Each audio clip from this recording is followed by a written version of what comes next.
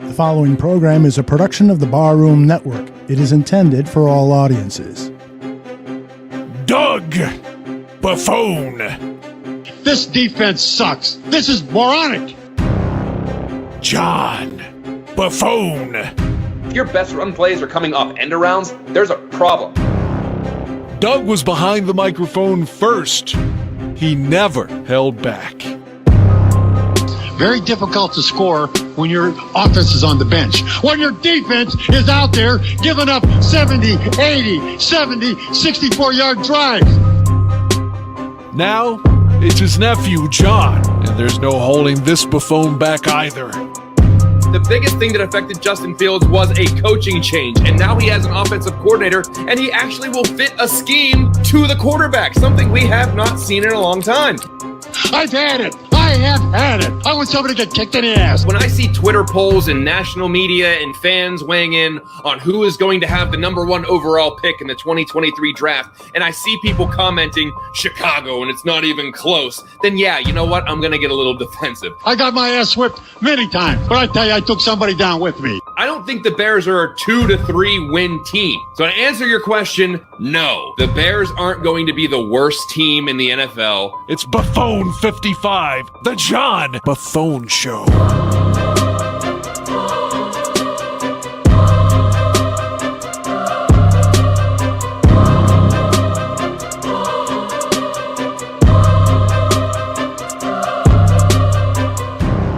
Welcome, everybody. My name is John Buffone.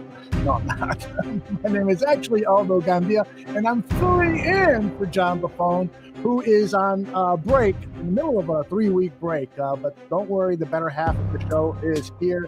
Alyssa, how are you?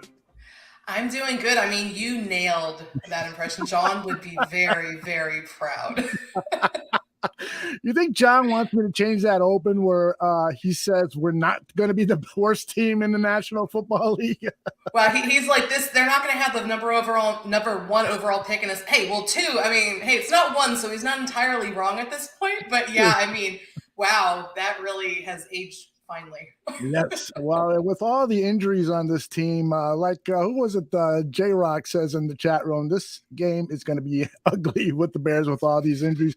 The Bears might actually perform like unequivocally the worst team in the National Football League on Sunday. And we have a very special guest here to rub it in. It's Eli Berkovitz of the Pack a Day podcast. Eli, you're involved in a bunch of other things. So I want you. That was wrong. Wrong button. Why don't you tell everybody what you work on? Yeah, thank you. Number one, thank you guys so much for having me on. Definitely looking forward to talking about this game. And yeah, like you said, I'm a co-host on the Pack a Day podcast with Janelle Mackey and sorry, I'm spacing out right now, but somebody else. Yeah, just completely blanked on his name. But I also do open book on Game On Wisconsin every Wednesday night. So that'll actually be later on tonight. We'll discuss this Packers-Bears game. And I also do some writing for PackerReport.com. So yeah, kind of all over the place a little during football season. Fabulous. Alyssa, why don't you start off the questioning?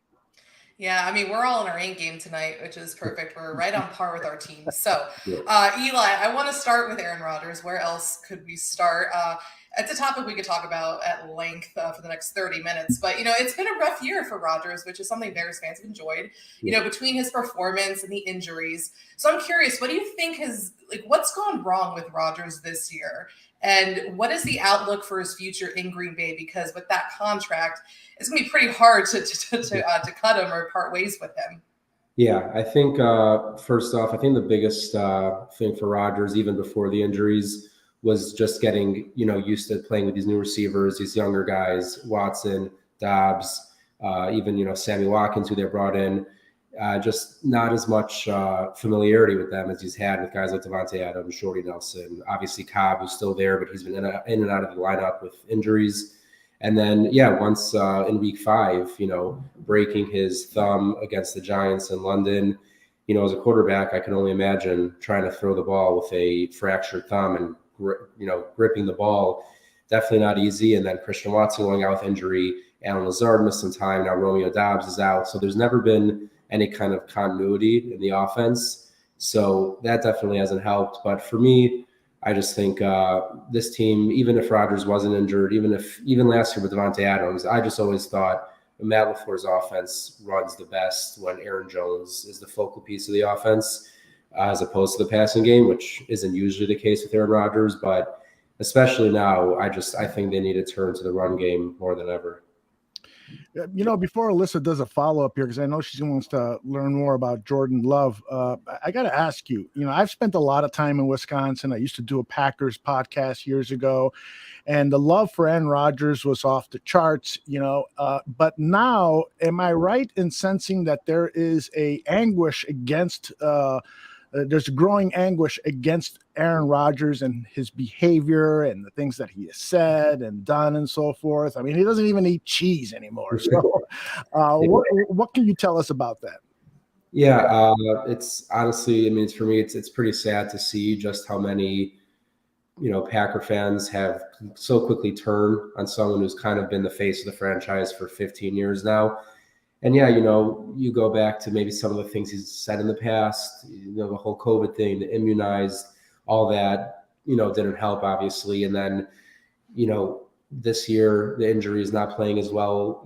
I think just the fans, their expectations are so high that the second you don't meet them, they turn really fast, which, they basically did on Favre, I think on, multiple occasions in his career before, finishing strong and obviously retiring, coming back, not coming back. But yeah, I do think there is definitely a portion. I think they're just louder. I don't think it's like a majority. I think they're just louder than the majority of fans who are just dealing with it as it is. But I would say, yeah, there's definitely, a percentage of Packer fans that have pretty quickly turned on Aaron Rodgers, which I don't fully understand myself.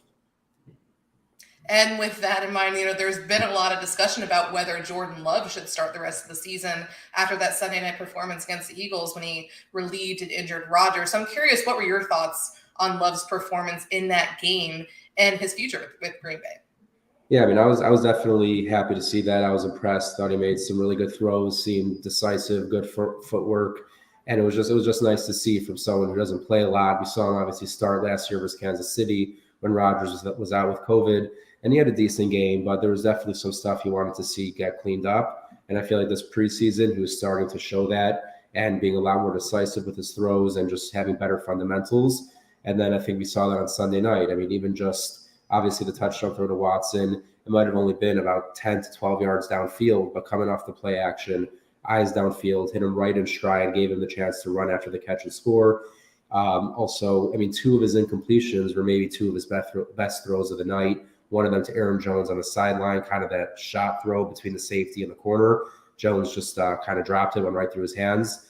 And then on third down, I think his last throw of the night, which was to Randall Cobb, he was on the run, threw it across his body, hit him right in the chest, and probably a bit of a defensive passing interference, which caused him to drop it. But yeah, I was definitely impressed by Love, but I don't really expect him to. I guess if the Packers get eliminated and Rodgers' injuries don't get any better, or if they do get worse, I guess then it wouldn't totally surprise me if we see Love start a game. But it would surprise me if Rodgers is fully healthy, maybe week 18, they put Love in. If Rodgers is kind of giving off the vibes that maybe this is the last year, or he's just banged up and he's like, all right, let Jordan Love start this game. But I just think if there's even a chance he returns next year, I think it would just cause too much drama to bench him, even if they're eliminated. But unless he's legitimately hurt, I think it would, I'm a big Rodgers fan, but I'll be the first to admit that, he can maybe be a little bit sensitive at times. And I feel like if he gets benched for Love when he's healthy enough to play, it probably would be counterproductive. Yeah, Matt LaFleur said today that Rodgers is definitely going to play, but would you like, as a Packers fan and someone who covers the team, would you like to see him play any portion of that Bears game? Everyone suspects that the Packers are going to get a quick lead because the defensive secondary for the Bears is injured and they've got no pass rush and so forth. Would you like to see Jordan Love get a quarter or half in there? I wouldn't be opposed to it, I guess, depending on how the game's going. But assuming it's a close game, which most Packers-Bears games are, I don't know if they're just going to force him in, kind of, especially into a pretty wild environment in Chicago, which I'm sure it will be. but I would like to see him again this year at some point. I mean, assuming they get eliminated sooner than later, even if, like you said, it's for a quarter or a half, it'd be nice just to see what he can do outside of one game here, one game there. But again, I don't know if he's necessarily going to get the starting nod before maybe week 18. And Eli, what's your impression on Packers head coach Matt LaFleur? He's got one of the best records all time of a coach coming into the National Football League. His one-loss record is fantastic. But, as I read things in social media and some articles, there does seem to be some unrest with the Packer faithful about LaFleur and some of the decision-making. What's your take on the head coach? Yeah, it's difficult because I was just saying earlier how quickly people can turn on Aaron Rodgers, and I don't want to sound like one of those people who will do the same to LaFleur because, like you said, I mean, historic start to a career, no other way to put it. But even throughout those years where, 13-3, 13-3, 13-4, there were a lot of questionable decisions, most importantly in the biggest games at the biggest times. Going back San Francisco in 2019, blown out of the championship game, no answer for the run game. And then you go versus Tampa Bay in 2020, they lost David Bakhtiari right before the playoffs. And then, in most people's opinion, a lot of questionable decisions on the offensive line, and obviously the fourth down call at the end of the game to kick a field goal, which I think a lot of people were confused by. And then last year versus the Niners in the playoffs, again, a very interesting choice on the offensive lineup, which caused a lot of problems for the offense. And it just seems like, not that he's a bad coach in any of these times, but I just think experience, just a lot of these moments and these big playoff moments or big games throughout the season, I think some of his lack of experience shows a bit. And for me, as I said earlier, one part that I have a hard time justifying or defending Matt LaFleur on is Aaron Jones' usage. I just think he's one of the most talented running backs in the league. And whenever he's touching the ball a ton, the offense seems unstoppable. The Packers win games. And it's like this year, you'd be pretty lucky if he gets 15 touches, let alone 15 carries. So that part to me about, LaFleur, at times he seems very just in his ways. And even if all the evidence is showing he should be doing something else, he just kind of sticks with his ways, which at times works, but at times it just seems like you're running into a brick wall. And it's like, what are you doing? And the last time these two teams met, the Packers went nuclear on Chicago's run defense. And you're talking about, Aaron Jones's usage. Do you see that this is a game where that changes, especially when you have a banged up Aaron Rodgers and you're going against one of the worst run defenses in the league? Yeah, I mean, again, I would definitely hope so, but I feel like the Packers have had a lot of opportunities to feature the run, and they just haven't really done it. Even if they do, it's a lot of A.J. Dillon, which until the Eagles game, he did have a nice game on Sunday night, but I think it's been overall a pretty big step back for Dillon this year as opposed to what he was last year. Obviously, I'm not in any way giving up on him. He's a young guy. Hopefully he can bounce back next year. But yeah, I mean, with Rodgers' injuries right now, it would make the most sense, obviously, to get Jones and Dillon a combined somewhere around 30 to 35 carries, I would say. But for me, and again, this is coming as a very big Aaron Rodgers fan, I just always think the more Aaron Jones touches the ball, just the better this offense is going to be. I got two questions regarding the offensive line. First of all, what's the health of left tackle David Bakhtiari and the left guard Elton Jenkins? Have they been playing lately? And if so, how have they looked? Yeah, they've played most of the season. Missed a game here, missed a game there, but they've been out there for most of the time. Bakhtiari, he's been the one that's probably been more in and out of the lineup, not only by games, but even during an actual game. He'll be in first series, out first series. That was more in the beginning of the year. It seems like he's been playing the full game the last few weeks. And he's definitely knocking off some rust, but he's looking pretty close to, an elite left tackle again. I wouldn't necessarily say the all-pro he was 2 or 3 years ago, but I could see that, maybe a year ago I was very nervous about what his future could hold at all. But I could see him getting back to that elite all-pro level maybe next year as long as he continues to stay healthy. But Elton Jenkins, who was one of my favorite draft picks and immediately came out of the draft and was just a stud for the Packers all over the line, he seems to be definitely needing to shake off more rust than Bakhtiari. And I also think even though he was a guard and center in college, he just doesn't seem to be as good at left guard as he's been, whether it was at right guard or even at right tackle or even at left tackle when he was replacing Bakhtiari when he was hurt. But this year, I mean, Jenkins, he's not looked as elite, and he looked very elite his first couple of years in the NFL. So I don't know if that's just the ACL or he's not as comfortable left guard, but I'm definitely hoping he fixes that up and cleans up his game, because I believe he's going into a contract year, and I've definitely heard some rumors that the Bears could be looking at him, and I don't know how I feel about that. Yeah, frankly, guys that are banged up, I like for the Bears to stay away from, but he definitely is a quality offensive lineman and incredibly versatile. Regarding the other members of the offensive line, just in general, if the Bears wanted to, concentrate their pass rush on some weak area of the offensive line, what is the weakest area of that offensive line? Even with Jenkins' struggles, at least in my opinion, I would say the left side of the line is still definitely the strongest part for the offensive line. So I'd say the right side, either over Yosh Nijman at right tackle or John Runyon Jr. at right guard. They haven't been awful, but compared to Bakhtiari and Jenkins, I would say they're definitely weaker, and I would say more likely to get penalized for holding or some other, some illegal man downfield, something, just not as experienced. But yeah, the right side definitely weaker, but overall, I mean, the offensive line for the Packers usually manages to play pretty well. But yeah, I would say either over the center or the right side of the line is your best bet. And there were some concerns, as you mentioned before, about the Packers receivers earlier this season, but rookie Christian Watson's emergence has been a pleasant surprise.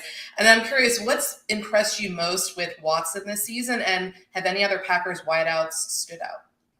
Yeah, so, I mean, Watson, definitely a surprise. I mean, I was very high on him coming out of the draft, and I was very excited that they traded up to get a receiver, even though it wasn't the first round, but still pretty exciting. And then obviously the beginning of the first play of the season, the drop versus Minnesota, and then injuries, other drop balls. And it was just like, are they not on the same page, him and Rodgers, or is he just a rookie going through some rookie struggles? And it really was, I mean, versus Dallas, when he brought in that first touchdown, that 65, 70-yard touchdown, you just felt like this weight got taken off of him. And he just had this confidence right after that catch where it was just like, all right, I can do this. I'm in the NFL now, and I finally made a big play after a handful of drops, and here it is. I'm here now. And then since really that play, he's just seems unguardable. I mean, even when he's not getting the ball, it seems like he's always open, just running past guys. He is so fast and lanky. Just today, Darius Slay, I'm not sure what show he was on, but he was asked about Christian Watson Sunday night, and he said when he caught that ball over the middle, he did not have the angle to the sideline at all versus safety. And he's like, when you have the speed to outrun angles, that's how you know you are really, really fast. So it's exciting. I feel like the Packers offense, they don't have that kind of speed usually. Even Devontae Adams doesn't really have that speed. Jordy Nelson, maybe at his prime, he was known as a speedster, but I don't think you compare him to Watson. So it's really exciting to see whether it's going to be with Rodgers or Love next year, whatever it's going to be. As long as he can stay healthy, I think he has a really bright future, and as well as Romeo Doubs. I mean, before he got hurt, he was really the one making plays for the Packers at receiver, and not necessarily those big, long touchdowns like Watson's been doing, but more of the technical catches, a lot of hands catches over the middle. He had a very impressive touchdown against Buffalo, kind of falling down, caught it with his hands right by the sideline in the back of the end zone. So I do think the Packers with Watson and Doubs have a pretty bright future at receiver, assuming they can stay healthy. What about the let's turn our attention to the defense. What about the front seven of the defense? I was watching the Packers the other night. One of the national broadcasters was talking about Kenny Clark not being that dominant force that he's been in the past. Is there something going on there? And just in general, can you tell us about the overall front seven of this Packer team? Yeah, so, I mean, starting off with Kenny Clark, yeah, I would say at least compared to his usual Pro Bowl level play, it's not been there this year. And I think part of that has to do with, not getting help around him. When you have, the rest of the interior line is, Dean Lowry, Jaron Reed, who's been a bit of a journeyman, young guys like TJ Slayton and rookie Devontae Wyatt. So he's facing a ton of double teams, really not any other threat in the interior for the Packers. And then losing Rashawn Gary for the season, definitely didn't help. So just overall, the front seven, and yeah, I mean, I think there's definitely there's talent there, but they're not playing up to it. Preston Smith has had a good year, I would say that, but outside of Preston Smith and then Rashawn Gary before getting hurt, it's been pretty disappointing. One bright spot though, I think, has been Kingsley Enagbare, the rookie out of South Carolina. He looks really explosive off the edge. Still a rookie, but I think he can really turn into a good player opposite Rashawn Gary in the future. But yeah, losing Rashawn Gary, huge blow. And I think the bigger problem with the defense, though, would definitely be Joe Barry and just his scheme and the way he's coaching this defense. It's just the amount of picks and money that they have invested in the defense for them to play like this. It almost seems impossible. I don't think that amount of talent can play that bad unless they're not being put in the position to succeed. And the Bears passing game has been the worst in the league since the beginning of the season, and it's probably not going to get better now that Mooney's out for the year and Justin Fields is injured. With that said, depending on whatever Bears quarterback's playing, because it could be Fields, it could be Simeon, it could be Peterman. Bears just signed Tim Boyle for the Lions practice squad. Who knows?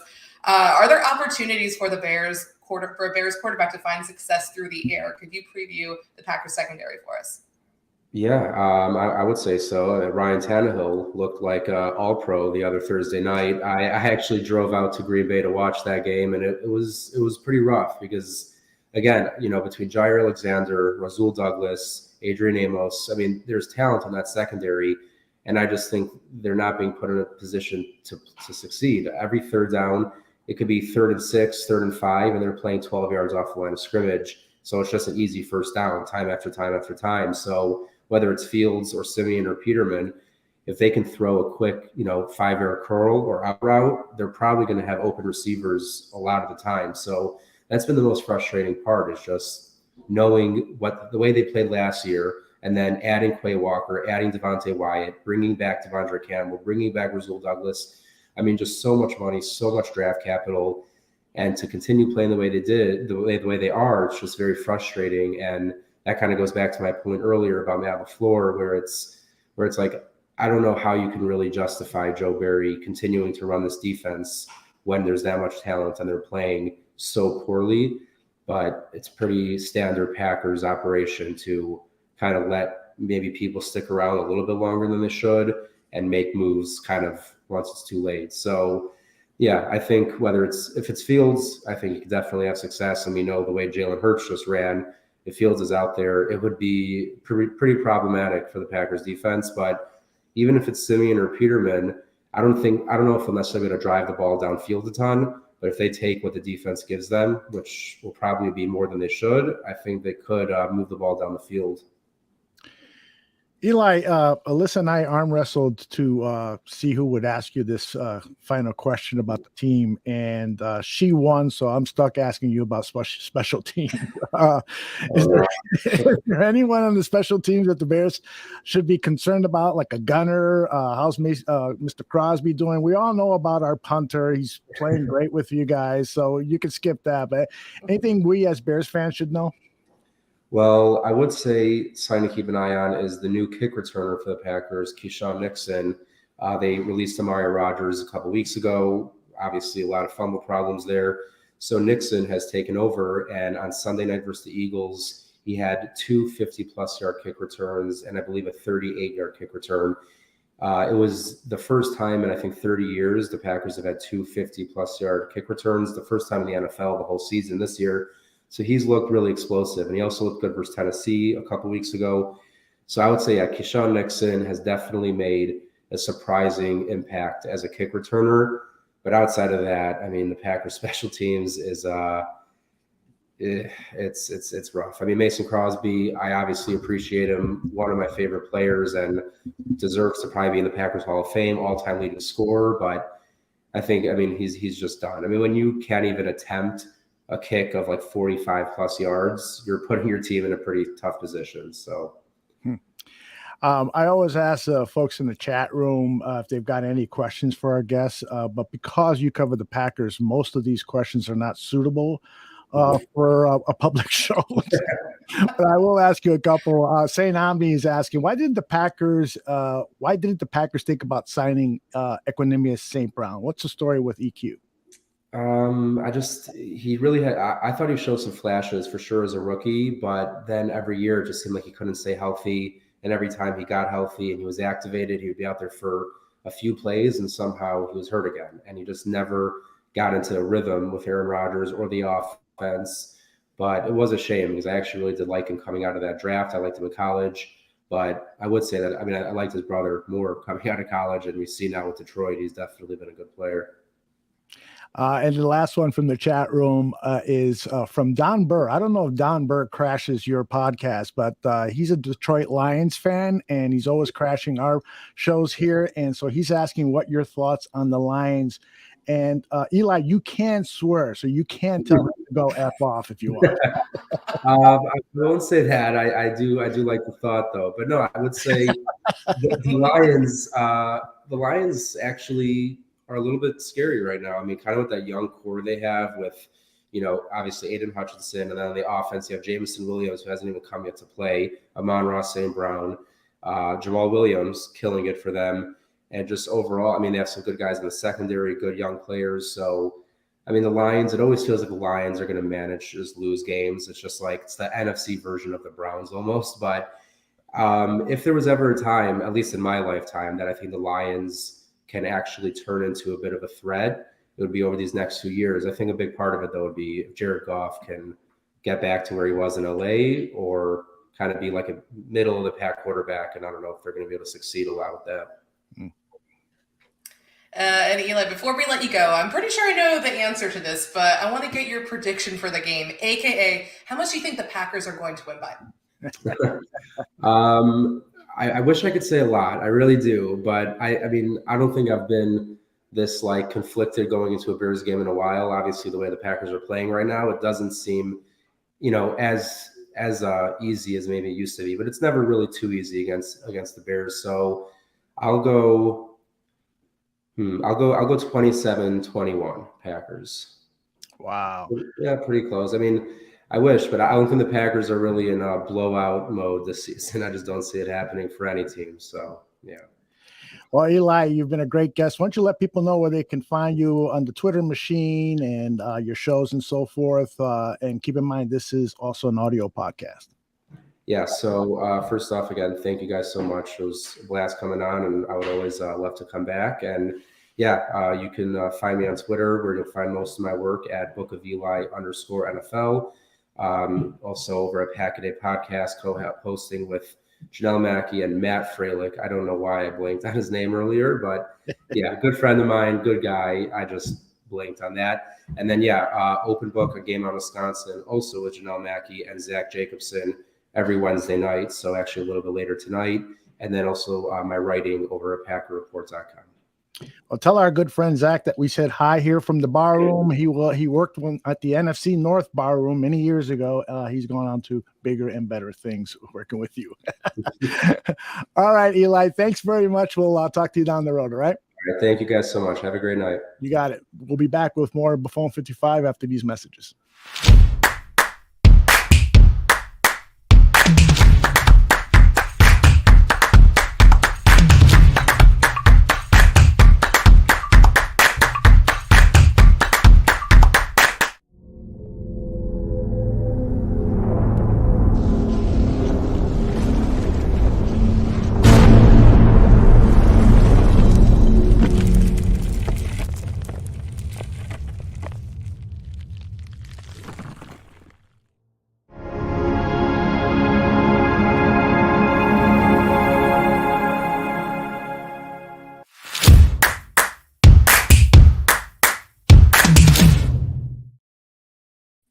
We've got Buffone's basement, but no Buffone. So is it really? It's just a basement.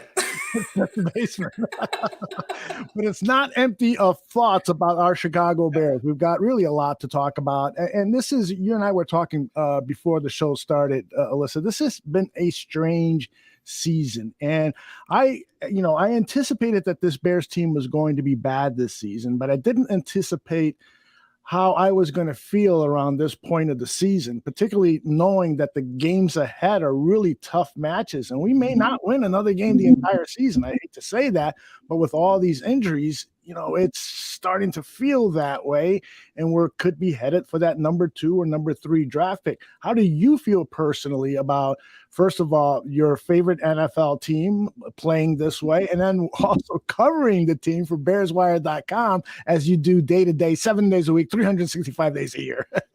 Yeah, I mean, it's been frustrating ever since obviously Justin Fields went down with the injury, because even though they were losing and it was miserable, I mean, I just loved waking up on Sundays knowing that I got to watch Justin Fields play football. And I think I even went into this season expecting it was going to be ugly. So I was always looking towards 2023. So, I mean, my mind, I've been there mentally for a while, already thinking about what I'm going to be doing. And I mean, it's frustrating because I think this defense is just brutal. I mean, we should have known that after the big names that they've lost, but I mean, it's frustrating because then I have to, obviously, cover it the entire week. And then, I feel like I'm recycling things at this point, especially with Fields being down. But at the same time, they're sitting at 3-9, and I actually feel optimistic for the future, which is a very weird place to be in. It's interesting going into this game against the Packers. They're 4-8. I mean, they have one more win than the Bears, one less loss than them. But at the same time, the Bears are supposed to be bad this year. The Packers were supposed to be contenders. And, going into this offseason, I really feel like the tables are shifting. I mean, it's weird because also in college football, my Michigan Wolverines beat Ohio State for the second straight year. And there's a shift in that rivalry too. So I'm really hoping that, starting obviously next season, I don't think Fields is going to play in this game. I really don't want him to. But I could definitely see this rivalry starting to shift in the Bears' favor. So there's a lot of reasons to be optimistic for 2023. But then I remember I have to cover 5 more games with Trevor Siemian or Nathan Peterman or whoever the hell is going to be the quarterback. So it's a little rough. Yeah, indeed. Well, and we learned today that Chase Claypool was limited by a knee injury in practice today, and Dante Pettis was out with an injury. So the only receivers who practiced today, according to the Chicago Sun-Times, were Equanimeous St. Brown, who has 14 receptions this season, Brian Pringle, who has 5, N'Keal Harry, who has 4, and rookie Velus Jones, who has 3. So that's another reason perhaps we don't want Justin Fields to play. And we've got those injuries at the offensive line. Riley Reif and backup Larry Borum are both hurt, and we might see Alex Leatherwood play, but it's not like he's getting great endorsements from the coaching staff when they talk to the media. So let's go back to the pass receivers. Of those guys that I mentioned, St. Brown, Pringle, Harry, Velus Jones, if those are the primary pass catchers for Sunday's game against the Packers, which one would you like to see, step forward and provide something that we can all hang our hats on, so to speak? I mean, I think the obvious answer is Velus Jones. I mean, he's your 3rd-round rookie, and he hasn't really been involved in offense this season, which has been really frustrating. But at the same time, he hasn't done enough to really earn that. And I think now when you have, Mooney out and you have Chase Claypool injured, and now you're down to, 4 receivers, I mean, he's going to get opportunities now. So, I mean, I guess that's, looking on the bright side of things. I really want to see what he can do in this offense because on the few instances that he really has been involved, I mean, we've seen what his speed can do and how creative Luke Getsy can get with him.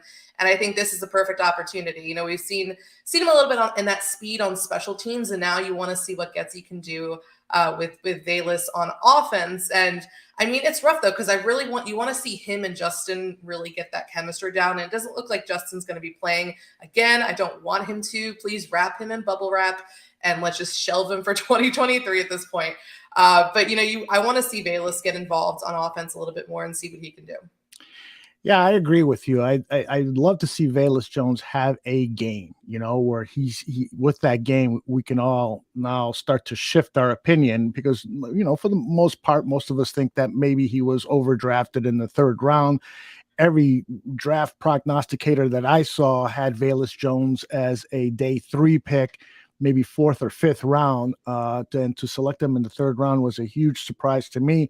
But hopefully Luke Getsy, who I think was pounding the table for Velas, and Ryan Poles, know something that we don't, and that this kid is going to overcome whatever mental blocks he's had and start to play well. And so he needs some snaps. That's the only way we're going to see if he can come through at least now, or we have to wait another off season to see improvement in him.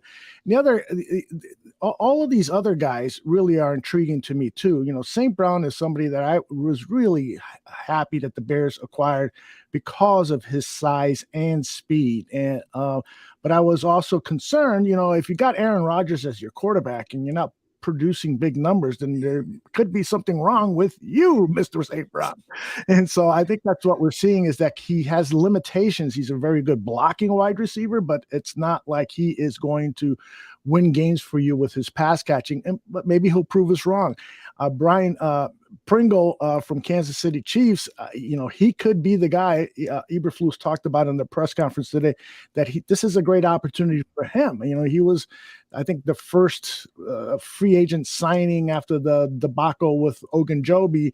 And so let's see if this guy can show something. I mean, he had great flashes. He was a 30-40 catch guy with Kansas City. So I'd love to see him improve. And N'Keal Harry was considered a first-round bust with the New England Patriots. But when I saw him at Halas Hall, boy, oh boy, he did some impressive things before he went down with an injury. I mean, this is a really big wide receiver who can run really fast.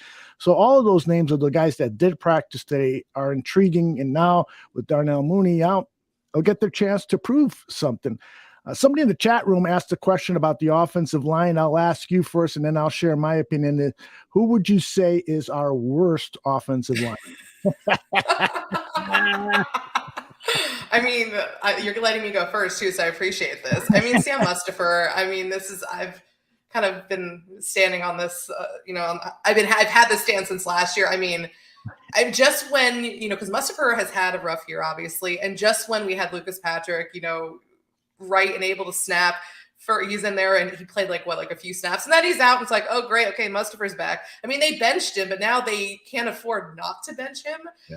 And I definitely think that center, obviously, even with Patrick, he has one more year left on his deal. I think I would like to see the Bears target a center in the draft.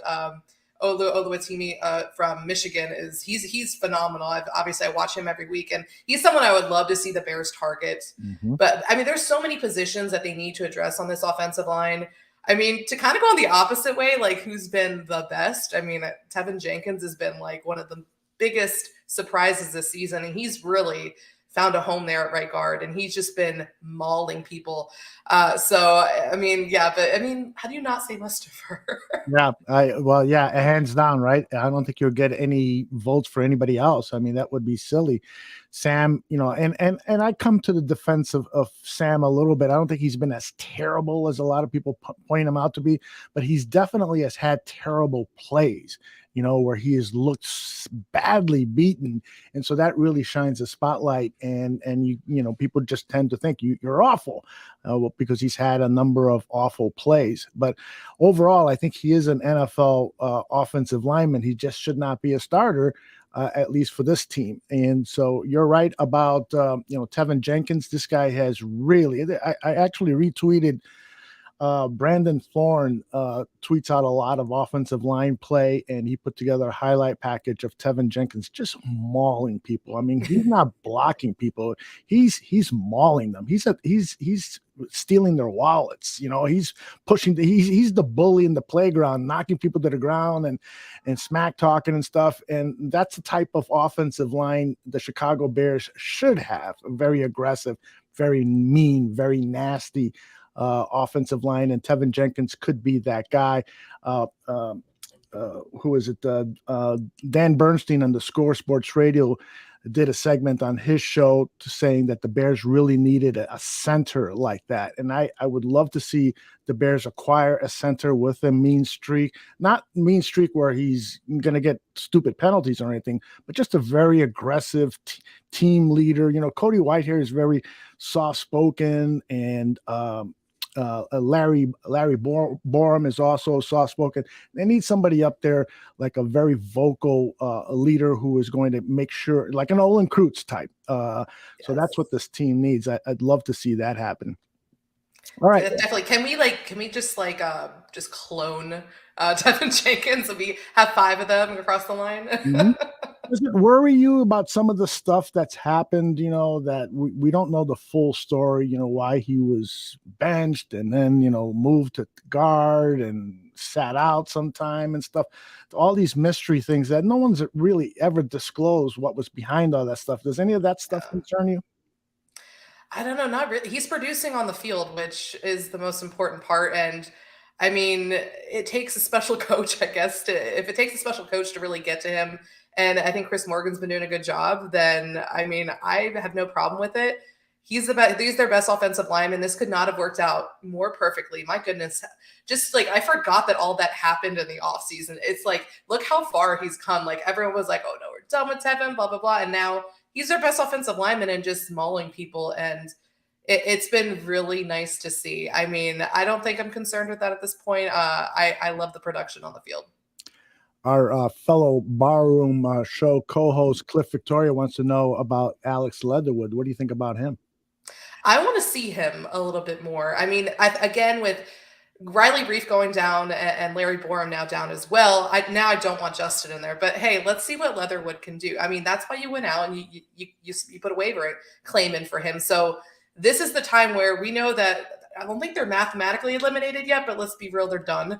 No way in hell they're making the playoffs. So at this point, I mean, what do you have to lose? Your franchise quarterback isn't going to be back there. So let's see what Leatherwood can do. I mean, that's the thing, because obviously the offensive line is going to be a big focal point this offseason. So this is the time where, Ryan Poles really needs to see, okay, what can Leatherwood do? Is right tackle a position that I need to focus on, left tackle? He's going to do a lot of evaluation, and they need to have some tape of Leatherwood with the Bears, I think, to really help that evaluation. So I would love to see him get a lot more play here in these final 5 games. Yeah, I would too. I'm worried that, again, when he's talked about at press conferences, it's not like a ringing endorsement. This guy played left tackle for the Raiders, and he was so bad they moved him to the right guard position. And after 1 year of playing that position, they got rid of him. So a guy of immense talents, and so you got to wonder why he's not showing that on the football field and why he's not impressing the heck out of coaches. So hopefully he can allay our concerns and get out there and start playing at a high level right away. Luke Esterling wrote an article that you guys published over at BearsWire.com, and he's basically he's a kind of a national writer for TouchdownWire.com. Do I have that correct?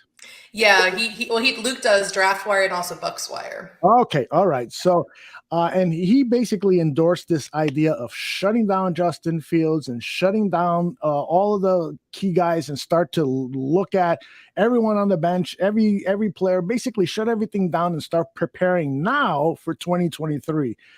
What do you think about that approach? I mean, that's the thing. Like, this season was about development. I mean, it was never going to be about winning. And I think that we all went into this season with that mindset. And that's why I'm torn. Obviously, I want to see Justin Fields, but he's hurt. And you're down players. You're down his top receiver. You're down offensive lineman. He's already like the most sacked quarterback in the NFL. I mean, I don't want him furthering that shoulder injury and risking that. So I'm good with shutting it down for the year and then really bringing out these other guys and seeing what they have. And I love the article that Luke wrote in terms of, he sees the Bears being one of those worst to first, teams, because obviously when you look at this offseason, what Ryan Poles has obviously a lot of money to work with. And you're going to have, at this point, it feels guaranteed to be a top 3 draft pick. I mean, I think the Broncos are going to give them a little competition there, but obviously that pick goes to the Lions. So, it's going to be interesting because you have that money, you have the draft capital, and you have the quarterback, which is the most important thing of this all. And that's why I think a big reason why Luke really believes, and I believe as well, that, the Bears really could surprise a lot of people next year. We've seen them do some, turn in some pretty, or at least during the Matt Nagy. I remember his first year, they were really bad in 2017. Then they went out and they made some really important signings, and then in 2018 shocked everybody. And that was with Mitch Trubisky at quarterback. So now imagine what this Bears team can do with Justin Fields, who is really making something out of nothing out there. I mean, I feel like if you didn't already appreciate what Justin Fields has been doing, you watched last Sunday's game when Trevor Siemian was out there and when that offense put up 10 points. And then you're like, wow, so Justin Fields kind of accounts for like an additional 3 touchdowns just because he's him and he's special. Mm-hmm. And I mean, that's a big reason why I think that this team can really turn things around next year, and they have the resources to do it. Yeah, my only concern with free agency is that, I looked at the list of free agents, and there aren't a lot of people on that list that I say, we have got to get this guy. Deron Payne, the nose tackle or 3-tech defensive tackle from the Commanders, is a guy that I would really like. And a lot of people are saying, well, Washington won't let him go. But actually they might, because they did not pick up the 5th-year option on his contract, and they're already paying another defensive tackle on the team over $20 million. So it's unlikely they would have 2 defensive tackles making on average $20 million. So I'm pretty sure they're going to allow him to test free agency, and he's a guy that could immediately provide an inside pass rush and help stop the run. So he would be great. But outside of that, man, there aren't tons of other names. Mike McGlinchey at right tackle is a name. And maybe if you come out of free agency with a right tackle and a 3-tech, maybe that's enough, in terms of gems in free agency, and then go out and really hit a grand slam in the NFL draft and pick up 4 starters. Maybe that's what we should expect from the Bears in the offseason. What do you think? Yeah, definitely. And like you mentioned, I haven't really done a deep dive yet in the free agents. I'm going to save that for when the Bears have a bye week next week. But, looking at the receiver group, for example, there's not really a big name, which is exactly why we saw the Bears go out and trade for Chase Claypool. So now you're also banking on Claypool, really having an impact in 2023. So, I mean, obviously that's something I was really excited to see like Fields and Claypool really get some opportunity to build that chemistry. And obviously that has not happened because Fields is injured now Claypool's hurt. So there's going to be a lot of that in the offseason, and then when during the offseason program and training camp and all of that. So, I mean, yeah, it's going to be interesting.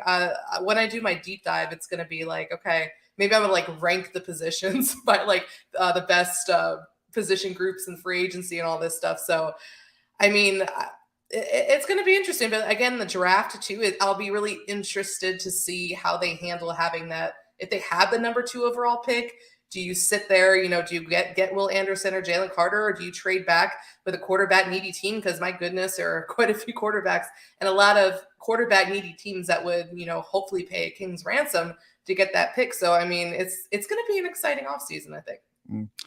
How important is this Packers game for you as a fan? I mean, would you be willing to sacrifice if the football gods came down and said, Alyssa, we're going to give you the decision? You can beat the Packers by saying yes, but you'll be giving up a top 5 pick in the NFL draft. Oh gosh, that's hard. Because like my first instinct, you're like, beat the Packers, yes. Like it's the rivalry. I mean, the fact that the Bears haven't beaten them since 2018. But at the same time, there's nothing worth playing for at this point. I really feel like this rivalry is going to be turning a corner. So, I mean, we've waited a while for the Bears to be good. We've waited a very long time for a franchise quarterback. We've been waiting a while for this rivalry to get back on the Bears side. So I guess we can wait a little bit longer because, man, not a top 5 pick if they beat the Packers. I don't know if I'm willing to sacrifice that at this point, because there are some teams that I'm keeping an eye out, obviously, on the Broncos, and that pick goes to the Lions. So, right. I mean, yeah, I want them to beat them, but at the same time, just knowing that it feels like the Bears and Packers are trending in opposite directions, and that there's a time where we could say, hey, the Bears are going to have the best quarterback in the division. I mean, I feel like that's good enough for me. The Packers are 4-8 right now. Even if they win, I mean, I feel like they're going to win. They're really not going anywhere, and it's not really going to do much for them. But the Bears losing and continuing to hold strong at that number 2 pick, I'm good. Okay. Well, I got to tell you, one of the reasons I really want the Bears to beat the Packers and then just cash it in, just play the third and fourth stringers the rest of the way is because, I live here in Chicago. I've got a lot of friends who are Packer fans from Wisconsin. And as J-Rock said, Packer fans are spoiled. Yes. St. Omni says they turned on Favre, turned on Rodgers. It's just the natural progression for divas in the NFL. Toa says, I'm a Bears fan living in Wisconsin. The way they turned on their greats, it's like the Bears fans turning on Walter Payton. Should have never gave their fans greatness. And then 3 points. I had a question for Eli. Why is Rodgers over so annoying? And then Eli shows up with that banner that says Title Town. It's like, yeah, I was like, my eyes were rolling in the back of my head. I'm like, that franchise wouldn't even exist if it was for George Halas giving Nick Lambeau a loan. So it's I really want to see this end, and there's nothing more that I want right now in my lifetime that obviously outside of health for family and so forth, but for the Bears to really annihilate an Aaron Rodgers led Packers team. That's how I feel. And if I'd feel good about that if Fields was playing and he was healthy. I mean, I do want them to beat them. I mean, I feel like they have to. I mean, don't you feel like there's one more win out there for the season? Yeah. Like one more. This one only because John said in the open that is like aged like milk at this point about them not being a 2 to 3 win team. Like, I feel like they need to win 4 now. You know what I mean? Yeah. Just so we can just say, hey, okay, John's premonition did not come true. I'll tell you what, if the Bears lose against the Packers, I'm going to change the open because I don't want John to come back and be upset and listen to that and snarl at me. I can't believe you still left that in there. So can I get an official prediction out of you? I know that you're picking the Packers to win, but give me a score as well. Oh, man. I haven't sat down and do that yet. I'm actually going to write it tomorrow because on Bears Wire, our picks come out on Friday. Right. But, yeah, I mean, I always say that I'm going to pick the Packers until the Bears prove they can beat the Packers because, I mean, that's just – I mean, they're not going to make me look stupid. Mm-hmm. I was really surprised by Eli's prediction about, he said 27-21, I believe it was, or 23 or something. Yeah. And the last time they played, it was 27-10, and that was with Justin Fields. And I know things have changed, but I mean, I find it hard to imagine, even though they're going to be at Soldier Field, that Trevor Siemian or Nathan Peterman's going to lead them to more points than that. I mean, keep it close, a 1-score game. I mean, I don't know. Again, it depends. Like, it's rough because it depends on who's playing. Even like if I don't want him to, but if Fields plays, I still feel like he's going to account for additional points. So it'd make it a little closer. But this is my way of saying that I think the Packers are going to win. Mm-hmm. I really feel like, and I hope I'm wrong, because Aaron Rodgers has had a rough year and I've enjoyed every second of it. I feel like this is one of those games where he's going to like just go off and like find his mojo. And he's going to lose it the next week, obviously. But, he's going to be like, yeah, at least I can still beat the Bears even when I suck. And I'm like, oh, that could be rough. So I'm picking the Packers. I'm not sure on the score yet, but I definitely think it'll be by at least 2 scores. Okay, well, we'll look for your actual prediction on BearsWire.com tomorrow. I feel like, Trevor Siemian, who is likely the starter, I think he's going to have a better game. I think he'll play a better 4 quarters against the Packers than he did versus the Jets, where he had just that one good half and then things started to break down. The key thing is moving the chains, ball control, try to keep Rodgers off the field and hitting some explosive plays here and there. I really like the fact that Trevor went deep to Chase Claypool and said, I'm just going to, after the game, he said, I told him this week, I was just going to throw it up and you make a play. And that's what you got to do with a wide receiver like Chase Claypool. And in fact, you got a number of guys on this team who are of that 6'3", 6'4" height that, the one thing that I think if Justin learned anything about this game is, let these guys make plays, throw it up there. And if you got one-on-one coverage, throw it up there and let those guys make plays. And Justin did say one thing that he learned about Trevor. Justin said at today's press conference is that he really liked what he saw out of Trevor Siemian going to that second read very quickly. The pass to Darrington Evans was something that Justin himself probably would have got there a second later than Trevor, and he was impressed how quickly Trevor got there. And so that's one of the things that, of course, Fields has to improve on if he's going to improve his passing game. So maybe, watching Trevor another game or so isn't going to be a bad thing for Justin Fields' development. What do you think about that? Yeah, no, definitely. And actually you're like starting to convince me maybe it could be a little closer, because how I forget, the Packers have one of the worst, or I think the second worst run defense in the league at this point. So this could be a game too where Dave Montgomery goes off. I mean, he had his best game of the year in week 2 against the Packers, and I think they were a little more stout back then. So now, I mean, this is just a porous run defense, worse than the Bears, which is surprising. But I mean, yeah, going back to your question, I think that, there's something to be said about, Justin learning from the sidelines from Trevor, because they both obviously have different skill sets. And, Justin, obviously, we know he can run the ball, and so we're starting to see the passing game obviously hasn't gotten going this year. So, it definitely wouldn't hurt. Again, I'm pro sitting Justin and letting him get healthy and not further risking an injury, especially against the Packers. Yeah,